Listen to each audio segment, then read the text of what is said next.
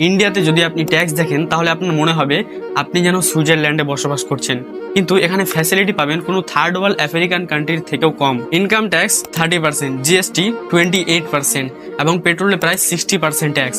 কোনো প্রপার্টি কিনলে stamp duty, registration fee সব মিলিয়ে একজন মধ্যবিত্ত ভারতীয় নাগরিক প্রায় 40 থেকে 50% ট্যাক্স সরকারকে দেয়। বিনিময়ে আমরা কি পাই?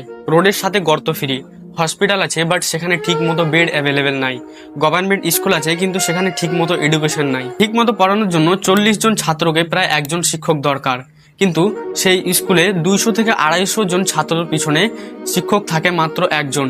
এটা আমি আমার স্কুলের খবর বলছি, আপনার স্কুলের খবর আপনি কমেন্টে জানাতে পারেন। আপনাকে আমি তুলনা করার জন্য বলি, জার্মানিতে প্রায় 45% ট্যাক্স, কিন্তু তার বিনিময়ে সেখানকার নাগরিকদের ফ্রি চিকিৎসা হয়। এর থেকে বেশি ট্যাক্স আছে সুইডেনে, প্রায় 57%, কিন্তু তার বিনিময়ে আপনি ফ্রি এডুকেশন এবং পেনশন গ্যারান্টি পাবেন। Welcome to India. রাস্তায় গর্ত, পলিউশন আর আমাদের পিএম এর ছবি লাগানো পোস্টার আপনি যে কোনো রাস্তায় দেখতে পাবেন। এর জন্য আপনাকে কোনো ট্যাক্স লাগবে না, मतलब ये सब आप फ्री में देख सकते हो, आपको कोई टैक्स नहीं लगेगा। আর সব থেকে বড় কথা হলো আমরা শিক্ষিত হয়ে সবকিছু অশিক্ষিতর মতো মেনে নিচ্ছি। ধন্যবাদ।